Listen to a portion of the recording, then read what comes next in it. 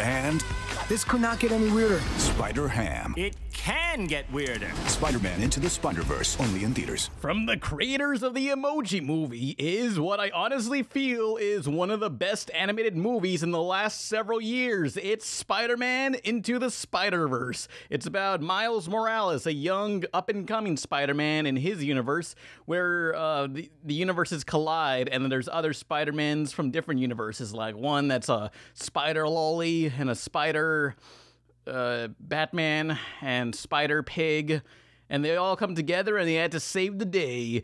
And what you guys think? Because I thought it was fucking amazing. Like, no joke, it's one of the best animated movies in the last several years. Best movie of 2018. Yeah, I agree with that, actually. For sure, Spider Daddy was the best. Oh. There was a lot of stuff that came out in 2018, though. Nick, we had this discussion, didn't we? We were like, wait a minute, what came out this year? Yeah. Okay, well, my expectations were really low because I accidentally walked in the theater for The Grinch. And I'm like, oh, this is depressing. Oh, wait, No, this you is didn't. Spider-Verse. I did, but no, I got there early on accident. And I walked in the theater for The Grinch. I walked in the Shane, wrong you one. literally were the last one to get to the theater, and I was like, can you hold my food? I know! Just because I walked in the theater for The Grinch. No, you didn't! It actually happened. Anyways, it was depressing, but yeah, Spider-Verse is great. I had a bad experience at the theater. I saw it in 3D, which I might touch on later, but they gave us the wrong 3D glasses. So they started showing 3D trailers, and everyone's like, what the heck? These glasses don't work. So half the theater just leaves for like a minute to get the right pair of glasses and then comes back. I was just gonna say half the just left and didn't come back. Yeah. There's multiple pairs of like 3D glasses. I mean, I guess there's a difference between IMAX and 3D. But the movie, look, I feel like this is gonna be regarded as a classic years down the line. You know, I think as animation fans, it'd be hard to not regard this as the best Spider-Man film just because of like all the animation tactics it implements. Mm-hmm. And it just has a really solid story. It does not pull any punches, which we can get into later, but like I feel as if this movie, every time it had a chance to like kick you in the balls, it kicks you in the balls. Yeah, this is by far the most intense PG rated film I've ever seen. Oh, not only story-wise, but also visually. I went to see the movie with Neska here and my tsundere friend, and they both love. You mean my tsundere girlfriend? Shut up. Pretty much. And they both love Spider Daddy, but I didn't like any. I didn't want to bone any characters. Liar. We all know. Yeah, Shut up, no. Jesus Christ. Fine. This is a goddamn mess already. They're insinuating things that aren't true. It's sad. No. Well, do you think there's actually going to be a sequel? Like, how would they They've do that? already confirmed one. Yeah. Oh, they confirmed There's it? a sequel and an all-female spin-off coming out. That much has been confirmed. Get ready to hear the complaints about that in 2 years, the spinoff. Would anyone complain about Spider-Gwen? Because she's one of the best characters in the movie. I mean, So she was a student. She was a student, but she was a the fake animation student. community, Kevin. I'm sorry. I was confused by her because I'm like, wait, is there two? At first, I thought there was two. When Yeah, I I saw thought the there were going to be two going into it. They quickly explain that. Yeah, no. The way It's just like I wanted to go to the school, so I did. They explain it, but like not in a good way. It's like my spider sense told me to come here. I'm like, wait, but how did you like get inside this? I know, like, and then she's just gonna chill there until something happens. She went to the forest. I don't know. Who cares? Whatevs. I like how they all went Times Square. That was cool. Honestly, that's another thing. This movie feels like it was being edited into the 11th hour because, like, Spider-Gwen, the Penny Parker thing, this movie was paced so fast because it's just like they had to get so much shit in. And I feel like it would have been a stronger movie had they just focused on like Gwen, Peter, and Miles and left the other three away. Yeah, there's an entire scene from the first two trailers that was completely cut. Oh, the scene with Miles talking with Daddy Parker in the subway after dark, and there was, they completely cut that, and I don't know if it was reworked. You can definitely tell that the animation took a long time to make because a lot of the shots in the first teaser were minor details were moved around for story purposes. Also, I guess the animation might not have been completely finished, considering they started advertising it like a year ago. All right, just to make sure I pulled it up, there was about 10 to 12 minutes of finished animation cut from Into the Spider-Verse that will wind up on home video. Oh, wow. Finished? Yeah, that's pretty much confirms it, because I don't think, like, if you look at like something like The Incredibles, for instance, or I don't know, guess any other Disney movie, like you rarely see like any finished scenes cut from a movie, but 10 to 12 minutes is a lot. Yeah, that's a significant amount for any kind of film. And also keep in mind, deleted scenes aren't the same thing either, especially in animated movies. Like even in like live action stuff, finished like deleted scenes won't have sound mixing or anything. So or like finished CGI. Well, yeah, even that like you'll see the special effects green screens, you won't hear music or anything. You'll just hear like the on-set audio usually. But like 10 to 12 minutes of finished animation, I don't think I've ever heard of that. No, that's maybe a lot. that's bloopers. Assuming that's true, like you will see, if, you know. Yeah, assuming it's true, but it's also just like that is a lot of footage. Yeah. Just for reference, I'll drop it right here in the chat. I hope they maybe rework that back into the movie, like with an extended cut. Oh yeah. I feel like the reason why they cut so much is because it just about breaks 2 hours, and this is one of the longest animated films really out there, at least by modern standards. Like you barely see them go over 85. Yeah, and I feel like this film, what I like about it for a younger audience is that it knows how much kids can follow, because I feel like most, especially animated films, try to dumb down this plot or runtime because they're afraid kids are going to lose interest. But this film definitely, even with the cut animation, it is a lengthy runtime. It's very meaty because they told the story they needed to tell. Yeah, like it didn't feel like 2 hours. Like the pacing, I feel, was perfect. The second time I saw it, it just flew by. Yeah, I'm a guy with a really short attention span when it comes to movies, but I never check my watch once, so that's a good sign. Wait, hold on. You have a watch? Yes, no. Who has a watch in this day and age? Is it an Apple Watch? No, it's just a regular watch. Why do you guys suddenly care about my watch? Look at this guy. He has a watch in 2018. Everybody laugh at Nick. I bet he has a keyboard phone. Loser! Throw the tomatoes. Oh. I'm sorry, guys. I'll just exit this call using my BlackBerry phone. I'm sorry. But without spoiling it, I love all the surprise villains that show up, and of course, the main villain here is Kingpin, who looks like frickin' Max from Cats Don't Dance. Oh yeah.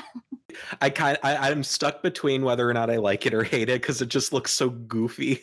No, that's intimidating. Just like this gigantic block of a man. Yeah, Kingpin is one thick boy. I'll just say. Kingpin's look in this movie was inspired by the Daredevil Love and War comic.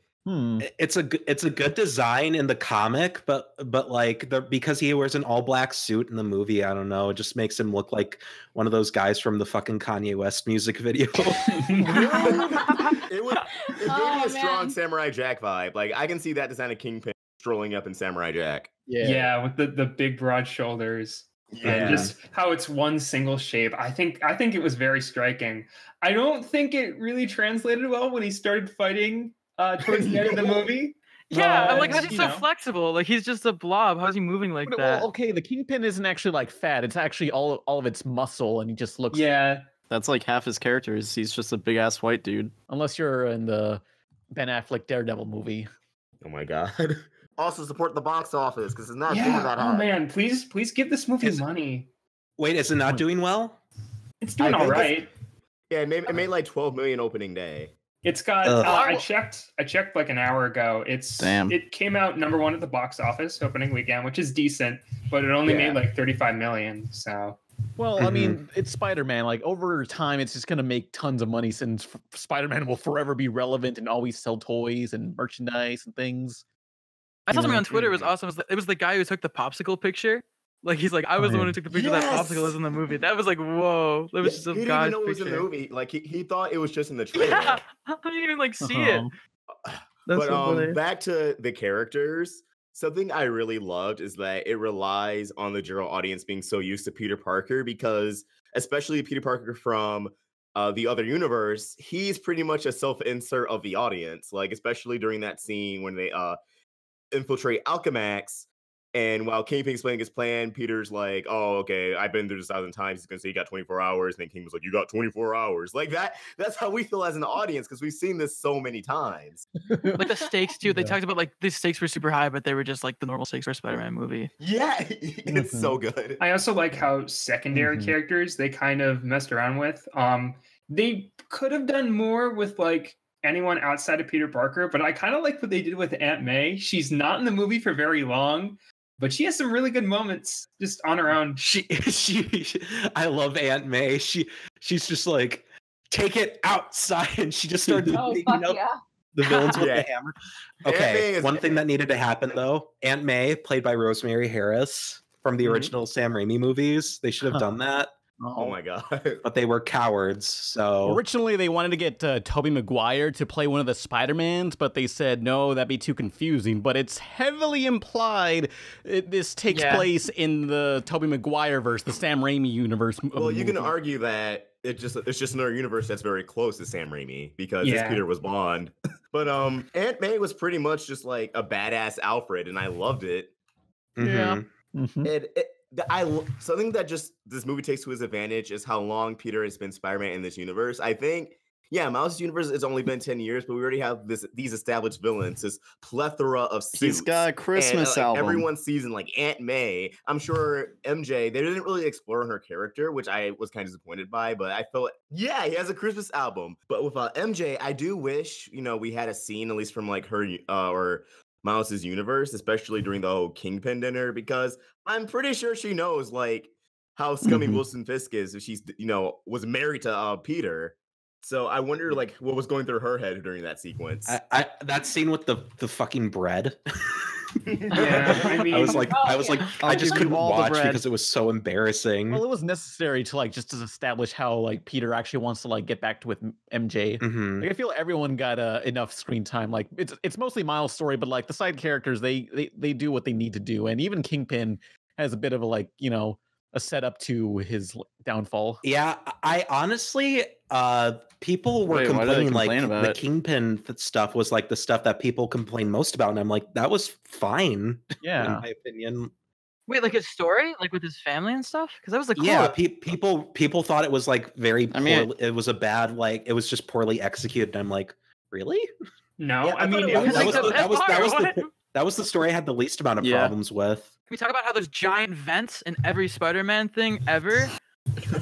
Always giant vents. They play around with it because when Miles catches up to Peter and Alchemax, like they're like squeezed tight, like get out of the vent.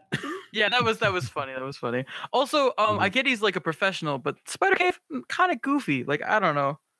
I think that was the point. Yeah. I like the fact that Peter in the other universe wears one Tim and one Chuck Taylor. I felt like that was a good New York touch. He's also a bum. Take it back. I'm epic. True. All right, kid, listen up. This fry is your universe. It's soggy, it's weird, it's gross. And this delicious normal fry is my universe. So you want to learn to be Spider-Man? Can you teach me? Yes, I can. I feel like this is gonna inspire like some spin-offs, like like how Lego Movie had like a show for Unikitty, and then there's Lego Batman's own movie. Like I would love to see Noir Batman get his own thing, or Noir Batman. Huh? Penny Parker can carry her own show. I hope because we're in the age right now where like not just anime inspired shows are popular, but shows that like straight up look like anime more than ever before. Like, have you seen the Owl House? They could pull off a Penny Parker animated series. Wait, which house? Oh, the Owl House, the upcoming Disney show. Yeah. Oh, that said Loud House. Okay, never mind. Yeah. I'm sorry. Like that's not definitely the Owl House.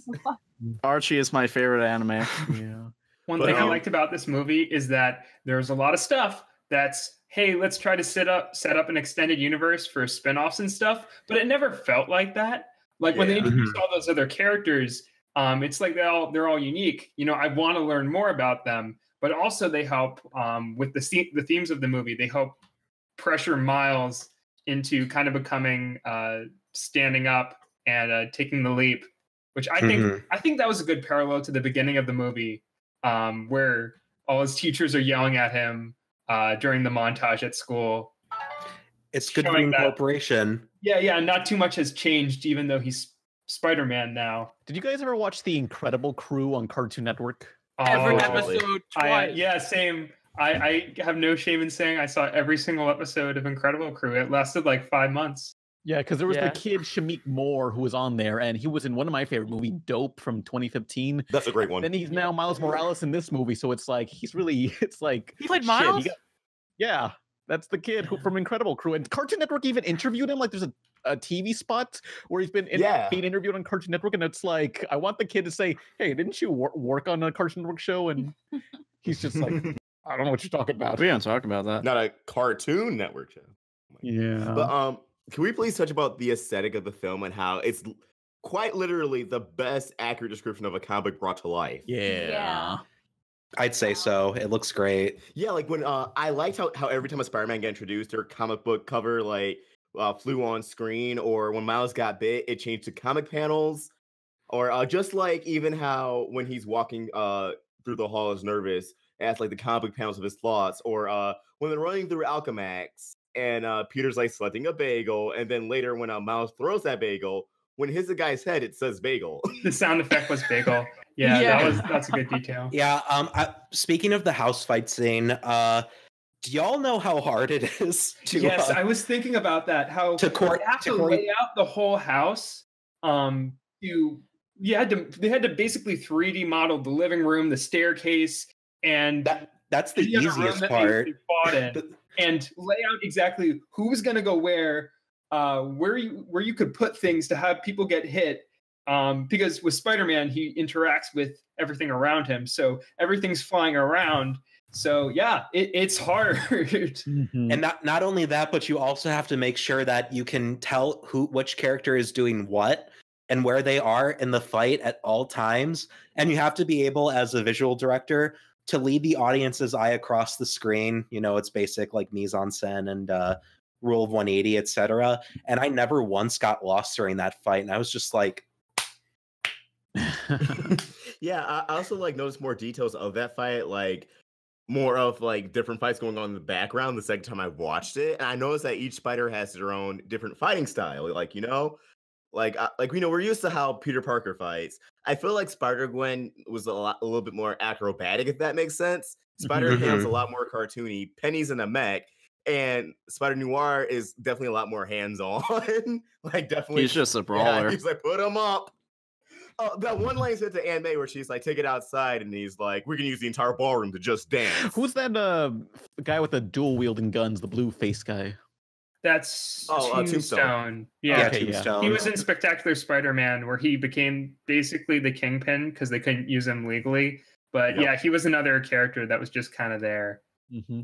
Yeah, because I remember him from the animated series in the 90s. I was like, I know that guy. I just don't know his name. Yeah, what kind of frustrates me about all those secondary villains is that they've never appeared in a Spider-Man movie before, and now there's like a smaller chance that they'll appear after. I mean, think they might use Scorpion in some kind of sequel to Spider-Man Homecoming because he was foreshadowed at the end, but we'll see.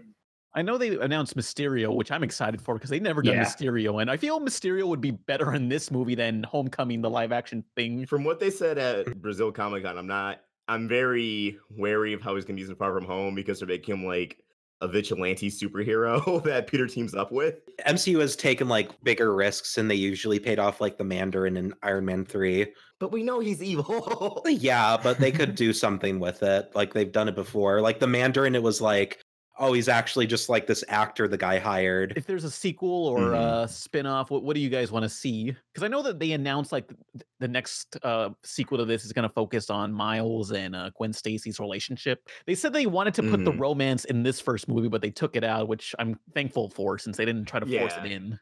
That would be too much. It felt a lot more natural, but in an awkward sense. Like it's that awkward teenage interaction. Yeah. Yeah. The thing that I want to see from this sequel is play around more with the universes. Let's explore all the different universes of these Spider people we introduced. Let's see alternate versions of established Spider-Man characters. Let's see different versions of J. Jonah Jameson. Let's see different versions of Aunt May. Let's just play around with the alternate universe concept after they've established it. Make it like Family Guy into the multiverse, you know? Oh my God. To echo that up. Peter Griffin dressed as To Spider-Man. echo what Nick said, in this film, we were grounded to Miles' universe. Like we have different scenes, like the flashbacks, the origin stories in different universes, but we don't actually explore them. And I like how they used it to anchor it to Miles still, is to have him the one that's susceptible to glitching out because he's in his own dimension. But in the post-credit scene with Spider-Man 2099, Miguel O'Hara, he has a device to time travel, not time travel, but to travel through different realities. So I'm assuming he's going to be the new Spider in the next one, and that's how they traverse.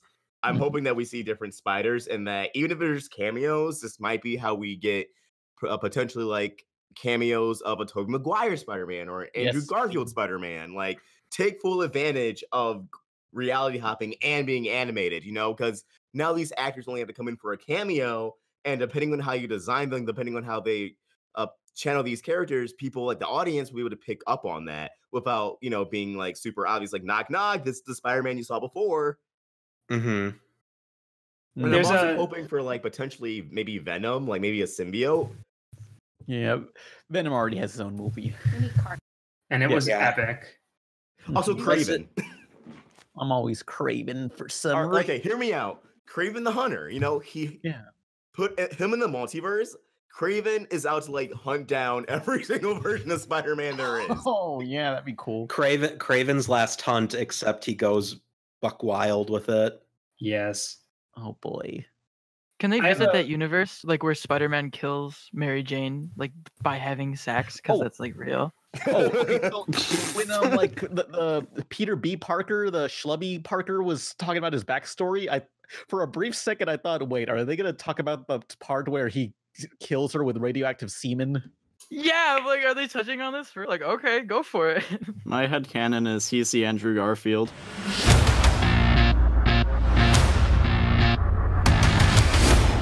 Wait, so how many of us are there? Are we going to talk about the best scene in the movie? Huh. There's a lot of those. What? Yes. Yeah. The one where he whips out his dick. The one that I thoroughly enjoyed the most, which for some reason they put online, but like they edited out some of it, was Miles' suit up scene after he breaks through the web and What's Up Danger is playing. And we have like a montage of quotes from throughout the movie as he's simultaneously in their city, but we're showing him, it shows how he made his suit. He goes back to Peter's shed. Aunt May's already waiting for him, like, took you long enough.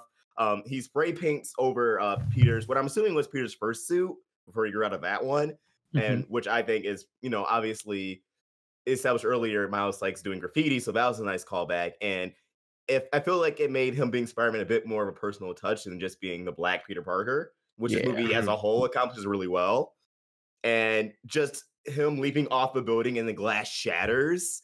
And this is the first footage we ever seen in the movie back all the way to Teacher last year. But in context with that music, with everything we've been through with the character, it just means so much more. And ending it with his comics slamming it like above everyone else's origin story comics, completing his origin story, bringing it back full circle, was nothing short of amazing. And I love that scene. I could watch it over and over. You could say it was amazing, Spider-Man. Yeah, I'd rather call it spectacular.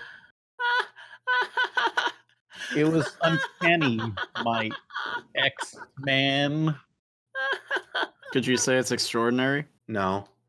What they didn't show is the Monday after, on the 78th floor of the building, they're wondering why there's shattered glass, and somebody has to pay for it. Okay, I was Miles thinking about that. I know, like, it's a big move. Like, and that's high up too. Like, if that hits someone, it's gonna be like, was he really saving? It's gonna gain some momentum. I was talking to one of my friends about that one scene, and he's like, it's so genius that they flipped the camera upside down. It's like, he said, yeah, it's like if Albert Einstein came back from the dead to direct a movie. Okay, I'm done. What? Oh my god. That is the weirdest analogy I've heard. Speaking of the framing of this damn movie is so great.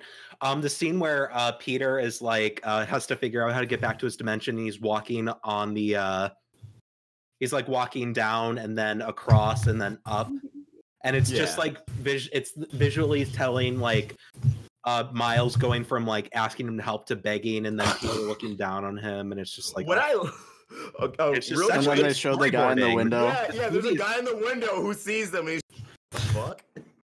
It's fine. What do you mean it's fine? What did I put in this coffee? Look, it's not gonna remember that specific kid, you know. I mean, if like you Oh, I see thought like a black Spider-Man just like chilling on like the side of your wall, then 2 days later there's a Spider-Man swinging throughout the city. You might put 2 together. Well, it's like, who are you gonna tell? It's like I saw this one kid. Everyone. Well, I mean, like when you tell them, it's like Is J. Jonah Jameson in this universe? We don't know. I saw Can this. you I saw this describe one the black child? kid. Oh, so you're racially profiling, Yeah. huh? Describe the kid, please. No, but the other No, Spider-Man like- is suit is black. So no wait.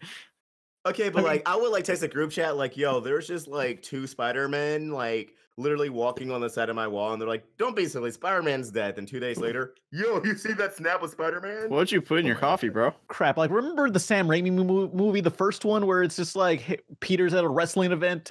All those wrestlers knew who Peter was, basically, and no one snitched on him. You know? Okay, but you know, I don't know you about messed that. One of us, you mess with all of us. Finish it. Yeah, or like that train scene, that train scene can happen like today because everyone just have their phones out like, I got Spider-Man. Dicks. Oh, don't ruin this. Those 2 kids in the scene where Tobey Maguire's nephews are cousins, I think, which is really funny. I just thought that was an interesting fact. The 2 kids were like, we won't tell anybody, Spider-Man. He takes off his mask and they're like, I have no idea who that is. That's a pet peeve I have, especially in the Sam Raimi movies. There's a lot of shots of Spider-Man standing unmasked on like a rooftop and just like They all looking over a love me. huge crowd. And I'm like, dude, why don't you just put on your mask? If someone looks behind you, they're gonna see you. Well, that was like a complaint everyone brings up about the first movie, is that his mask was on all the time, and everyone just compared it to Power Rangers. Okay. That doesn't make it okay. Well, what do you want them to do with Spider-Man? I want I them mean, to just actually have- try. What do you? Okay, how do you fix the problem? How does he not show his face and show he's expressing his mouth movements? You know? Give him the eyes. Give him I mean, the that's what eyes. they Yeah. Problem solved, dick. Fuck How you, can he express man. himself? Die. Oh Or my instead of a mask, he literally just has a mustache, and everyone's like Spider-Man. Like they don't recognize it all. No, not Guys, Spider-Man. guys, Senor Spider-Man. Spider-Man. They'll be looking for a guy with a mustache. It's genius. That's right. And then one day he starts growing a mustache. Can't be Peter Parker, he's a baby face. Yeah. He We'll forgets to never shave. know. He's like, "Fuck!" And then they just arrest him. Has anyone told He's you just like wearing like Spider-Man? those glasses. The glasses with the fake nose and mustache, and that's his mask. We're in like a Spider-Man renaissance, and like when will it start getting bad again? That's what I Yeah, wanna that's a know. question I have. What do you When Far guys From Home think releases about this tomorrow. movie compared to all the other Spider-Man movies and all the other cartoons? I mean, as I said earlier, as an animation fan, I feel like it's hard to not have this one be your favorite like Spider-Man film. Like I really love Homecoming and the Sam Raimi movies, and this, I feel this is just like just keep amping it up and just making these better and better. Yeah, I mean, like I will say, I love Spectacular, and you know, Spider-Man 3 is the greatest movie of all time. I'm not gonna deny that, but you know, Oh, of course. yes. Oh, about this Spider-Man movie, I really love the soundtrack too. I love Post Malone's Sunflower. I don't know about I that don't know who Juice Post World Malone is. spot though. Yeah, when everyone's like bullying Miles and like basically runs away and it plays like that Juice WRLD song, I'm like, all right, we don't need trap Nah. music right now. I love the running music. I need to We find always need trap. any of the songs used for the chase sequences. I love that, the techno music. Yeah, with the I record love the Vince scratching. Staples song. Yeah.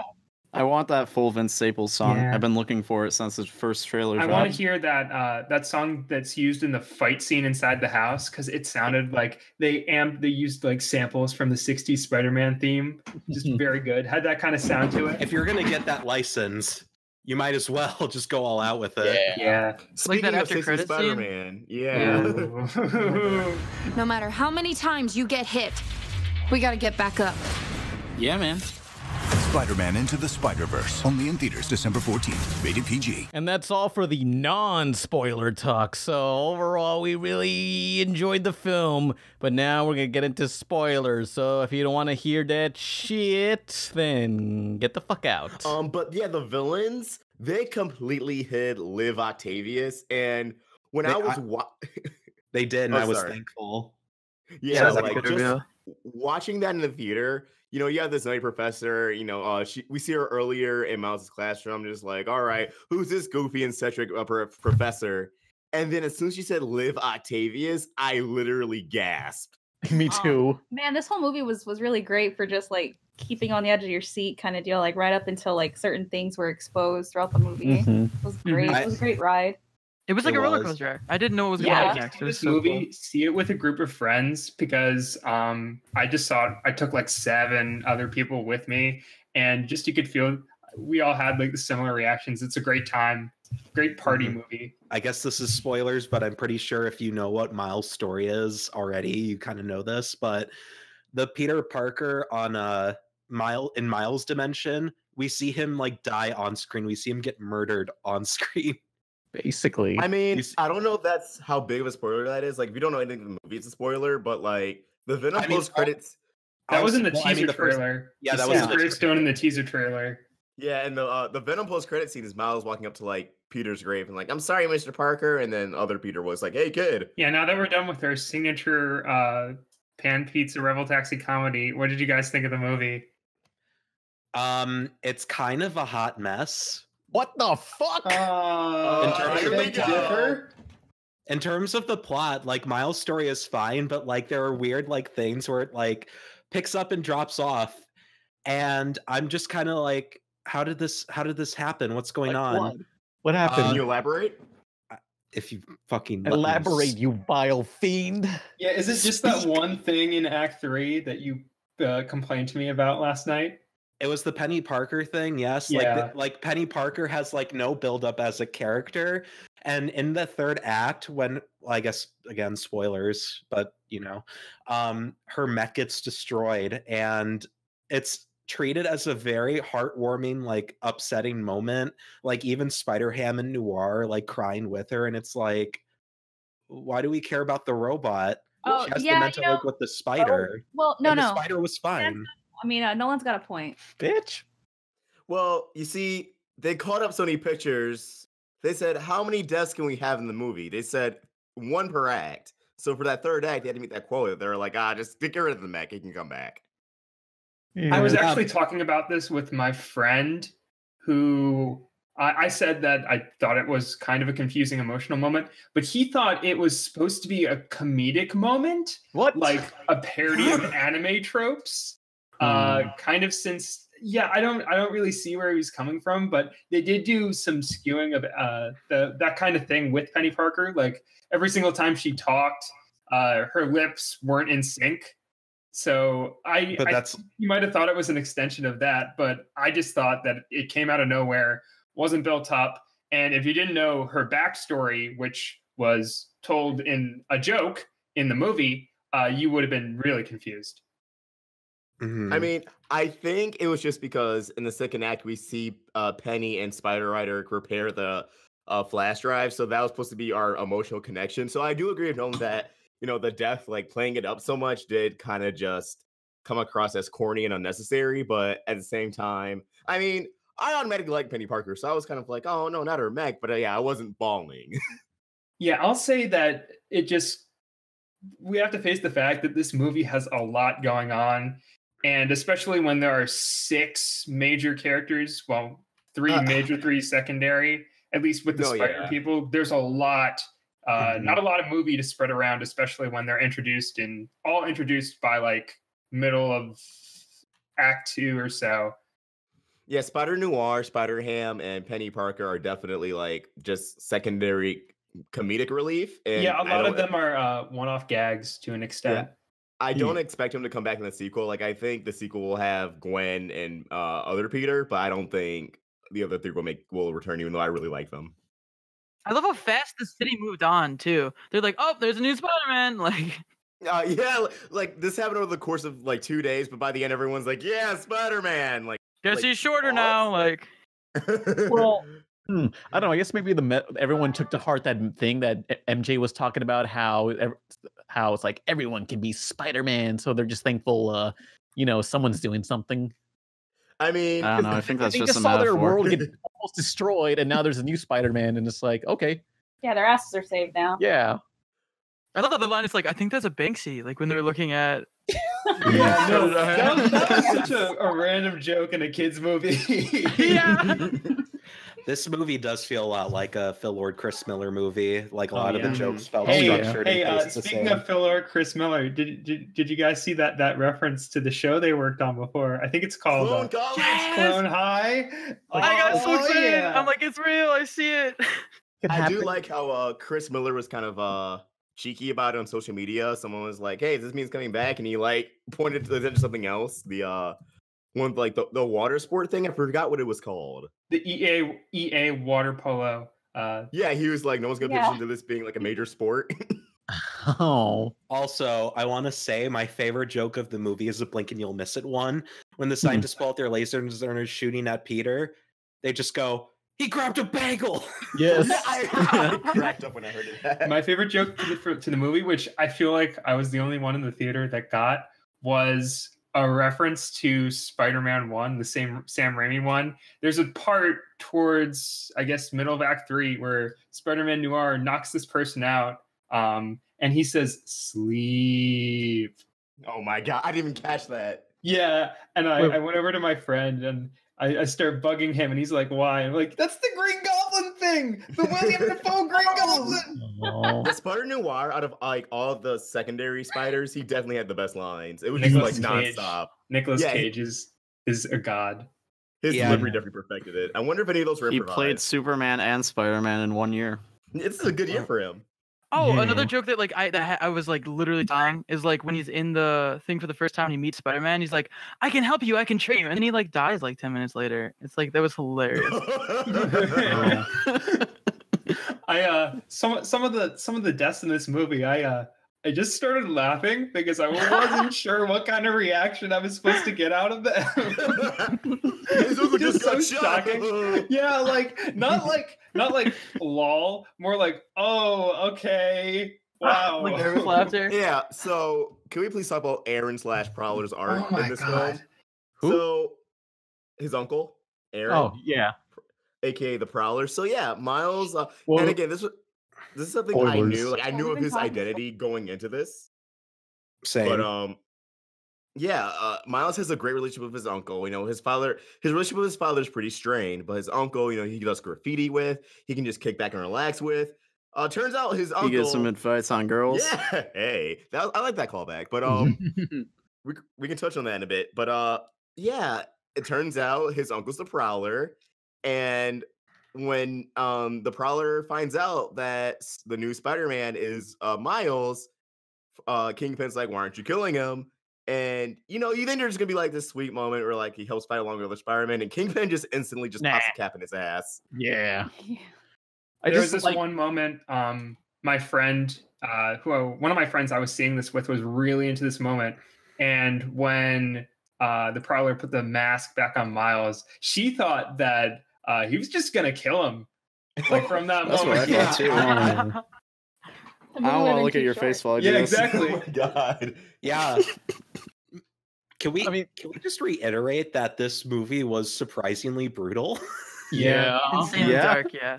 And the thing about the thing about the Prowler is that they never hyped it up as like, who's this character gonna be, like Screensaver in Incredibles 2. It's just like, oh, it's that guy. It's like it was never hyped it up, and I feel that's why this works better than Screenslaver. I do want to say with a lot of the other villains, they weren't very developed. Besides him and Kingpin, we see the Ultimate Universe Green Goblin, who appears for like a second and he dies. Yeah, he Scorpion. Yeah, Scorpion appears fighting in like 2 fight scenes, but he speaks Spanish. We know nothing about him. I love that in this fight scene at Aunt May's house, which is my favorite action sequence in that film. Oh, that was fantastic. When Scorpion enters and he's speaking Spanish, there's a little bubble that says translated from Spanish. Yeah.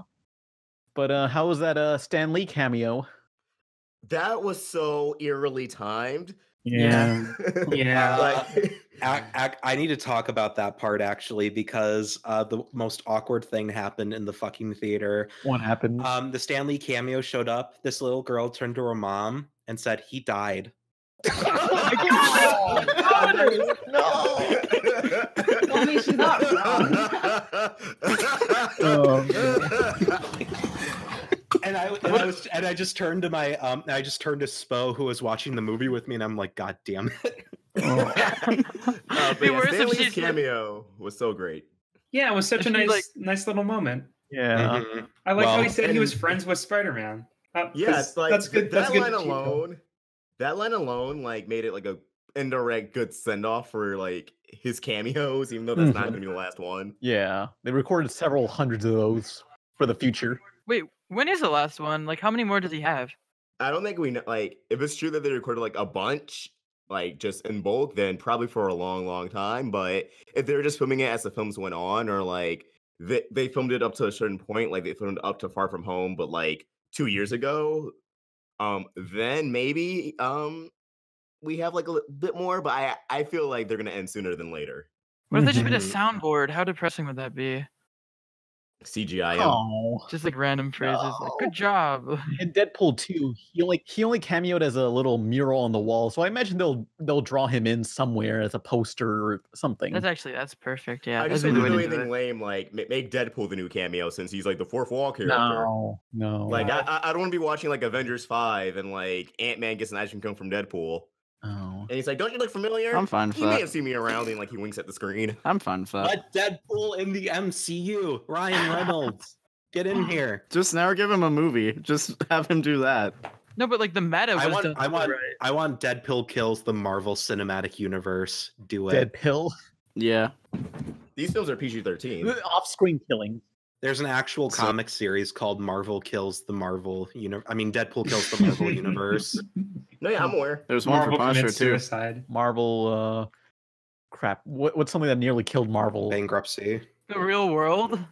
I love how Marvel almost bankrupted itself mostly because of like expensive collector's edition variants that weren't important because they didn't understand what made collector's issues collectors in the first place. Yeah, the word collector's edition nowadays is meaningless. Unless you're a video game.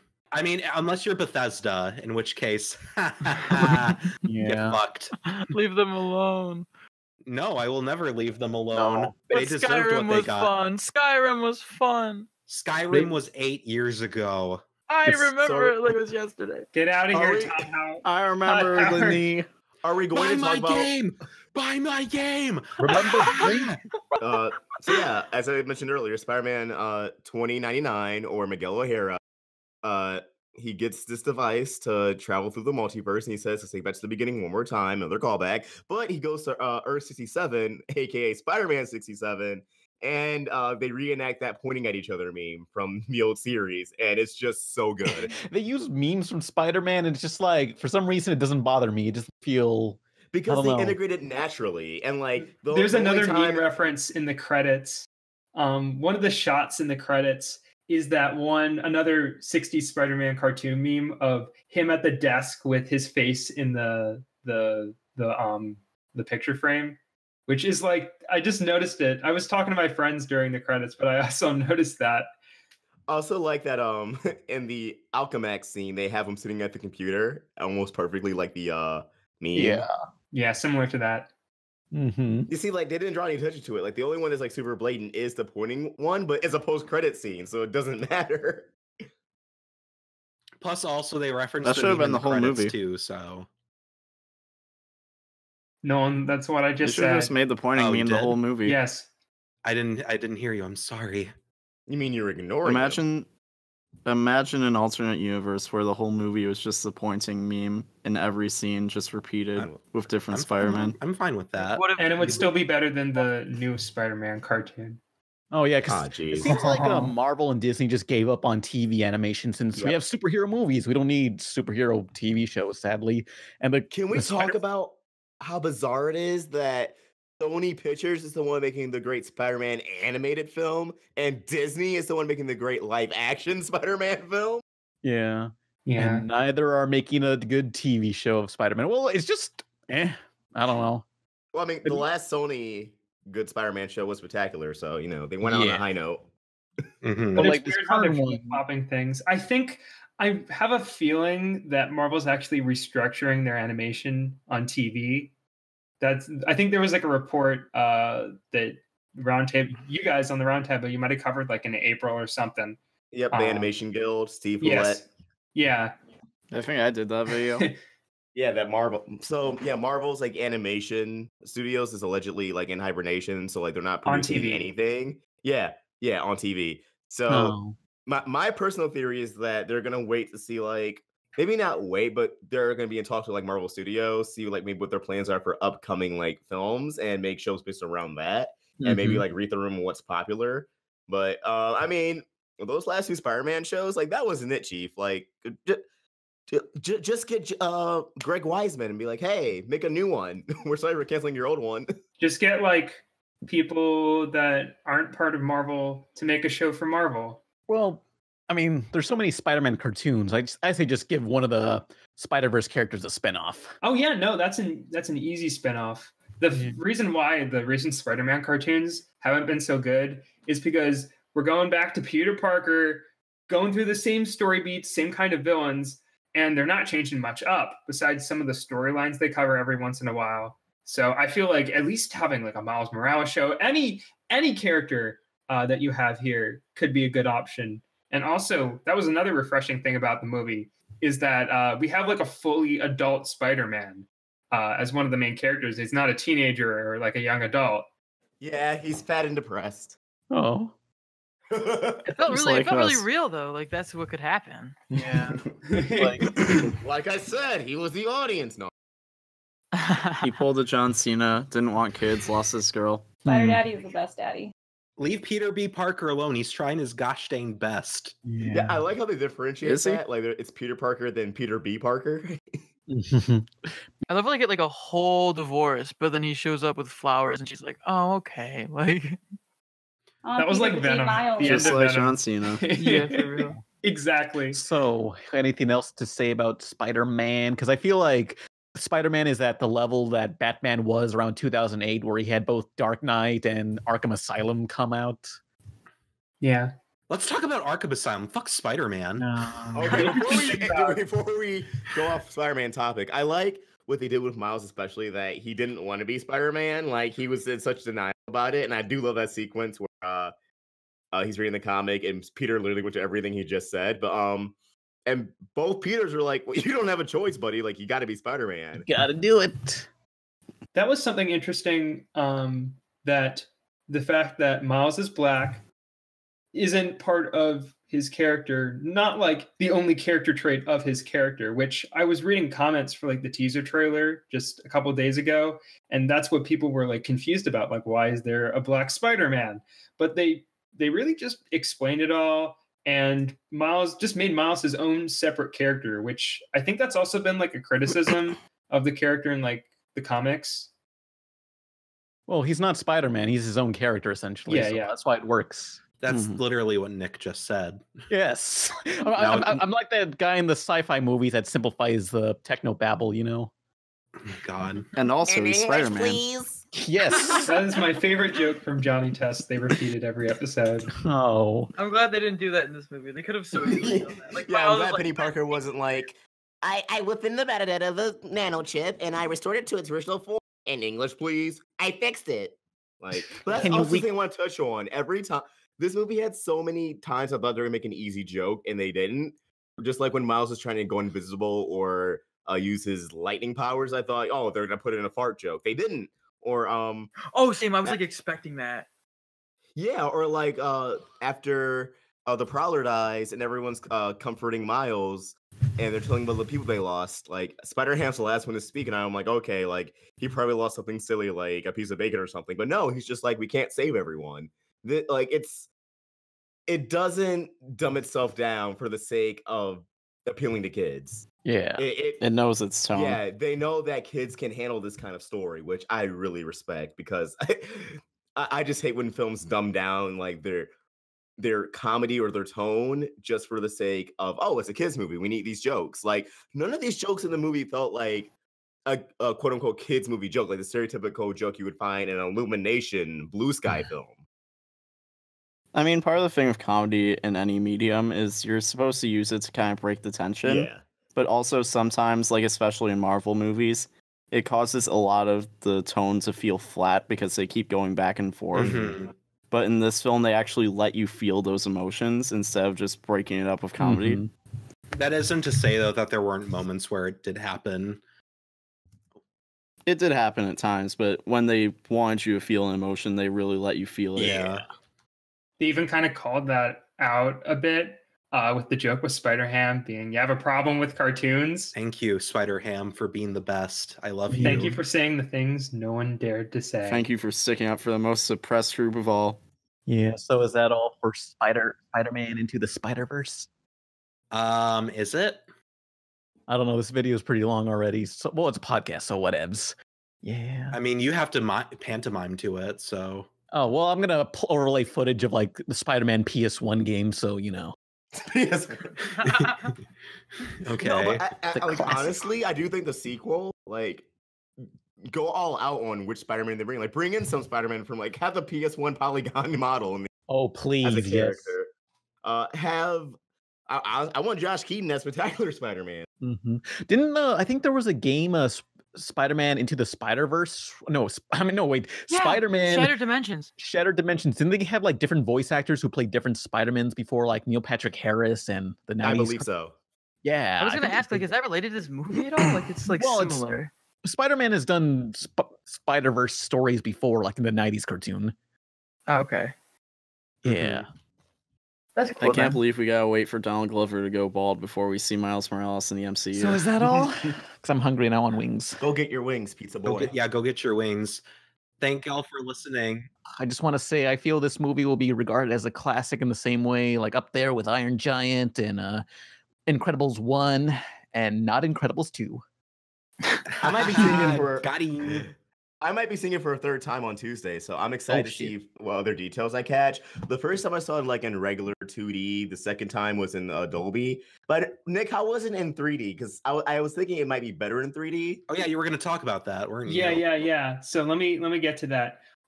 Because I haven't seen it in 2D yet, I don't have the best kind of comparison. But if anyone ever noticed that the 3D looked off, like there was any jittering with any of the animation, which that one idiot on Rotten Tomatoes thought there was. I got used to the animation really quickly, and aside from probably some like intentional background blurring, it all looked good. Like I said, I haven't seen many 3D movies, but I had no problems with this one. It might have been, I couldn't tell if it was like too little or too much, but it just looked fine. Mm-hmm. Oh yeah, and if anyone's worried about like the jittery animations, like for 95% of it, you won't notice it at all, assuming it is there. Because I don't even know if it was there. Yeah. The only time I noticed it was right in the beginning. Yeah, and that's it. Yeah, and the sound was off in the beginning too, I think. Did anybody else hear that? Like with the beginning Peter Parker narration where it sounded kind of muffled? No, like maybe it was fine for me. Maybe my theater accidentally fucked up their speakers and they fixed it midway through because it was just like, this sounds really bad, like quality wise. I'm Peter Parker. I'm gonna pick up Petey Parker from school. Stop talking about your weird fetish. Oh God. Go eat and fuck off. All right. Can't believe Peter Parker would do that. Anyway. Thank you guys for listening to this little doodly do since Pan is leaving us and going somewhere. I don't know where, but he'll have fun. All right, bye gamers. Yeah. So bye every ponies. Bye. I'm Pan. Who are you? See yourself all out. What's your guys' names? I'm Jim. My name is Tom. I'm Richard. I'm Ostrich Fox. You can find us on the Roundtable. And who's the last person? Oh, I'm Nicktendo. I do a podcast with Nolan on my channel. We talk about Sonic. Oh, so go check that out. And you? Oh, and I'm Nesca. Nesca, bye everyone. Bye. Pan's gotta get his tendies. Bye. Let's go save the world. In the end, that's all it is. A leap of faith. Into the Spider-Verse in theaters December 14th.